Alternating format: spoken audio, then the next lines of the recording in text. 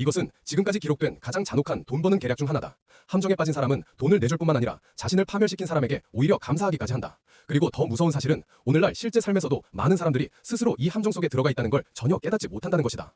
이 계략의 극히 일부만 이해해도 당신의 돈 버는 능력은 완전히 달라질 것이다. 옛날 한양에는 상가 한 블럭을 통째로 소유한 부유한 상인 한주성이 살고 있었다. 어느 날 그의 아들 한진우가 얼굴이 사색이 된 채 서재로 뛰어들어왔다. 아버지, 저 큰일 났어요. 주성은 침착했다. 지금 가진 재산이면 웬만한 일은 다 해결할 수 있다고 믿었기 때문이다. 아들만 괜히 창업한다고 나서지만 않으면 말이다. 하지만 다음 한마디는 그의 심장을 그대로 무너뜨렸다.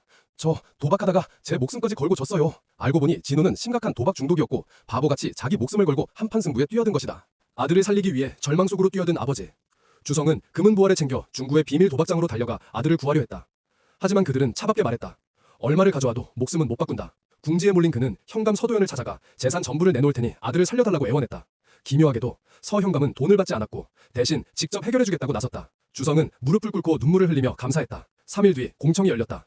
서 현감은 도박장 사람들과 주성의 가족을 모두 불러들였다. 도박장 사람들은 불만이 가득했지만 현감의 권력 앞에서 감히 반항하지 못했다.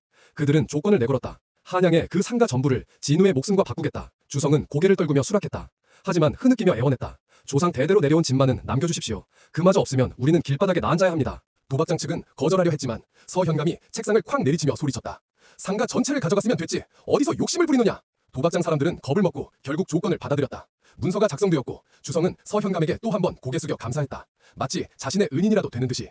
3년 후 진실이 드러나다. 주성은 작은 가게에 들어가 가난하게 살았다. 하지만 명절마다 아들에게 말하곤 했다. 잊지 말고 서 현감께 감사 인사를 드려라. 그는 진심으로 서도현을 은인이라고 믿고 있었다. 그러던 어느 날 종로의 다른 도박장 앞을 지나던 중 낯익은 그림자가 몰래 안으로 들어가는 것을 보았다. 서도현이었다. 의아한 마음에 조용히 뒤를 따라 들어갔고 그는 그 자리에서 완전히 무너져 내렸다. 모든 것은 처음부터 끝까지 연극이었다. 진우를 목숨 도박으로 유혹한 사람도, 그 도박장을 뒤에서 운영한 사람도, 모든 판을 짠 사람도 서도현 현감 본인이었다. 그들은 이제 또 다른 상인 이만철을 노릴 계획을 세우고 있었다. 주성은 아무 말도 하지 못한 채 바람에 낡은 간판이 흔들리는 조상집 앞에 서 있었다. 그 집은 더 이상 그의 것이 아니었다. 고발할까도 생각했지만 자신이 직접 서명한 합의서가 떠올라 결국 그는 무력하게 눈을 감았다. 그제야 그는 깨달았다. 다른 이들의 눈에 자신은 그저 그들이 짜놓은 판 위에 올려진 하나의 말에 불과했다는 것을. 이 사회에서 관찰하지 못하고 경계하지 못하고 사람을 보지 못하면 언젠가는 반드시 누군가의 판 위에서 이용당하게 된다. 하지만 조금만 다르게 생각하고 조금만 깊게 들여다보기 시작하면 세상은 더 이상 당신을 위협하는 곳이 아니라 당신이 한 발 앞설 수 있는 무대가 된다. 그리고 만약 당신이 사라를 읽는 법, 판을 읽는 법, 함정을 피하는 법을 더 빨리 깨닫고 싶다면 HT Think를 찾아오라. 그곳에는 당신이 이 세상을 더 선명하게 보고 어느 누구의 말도 되지 않게 해줄 통찰이 있다.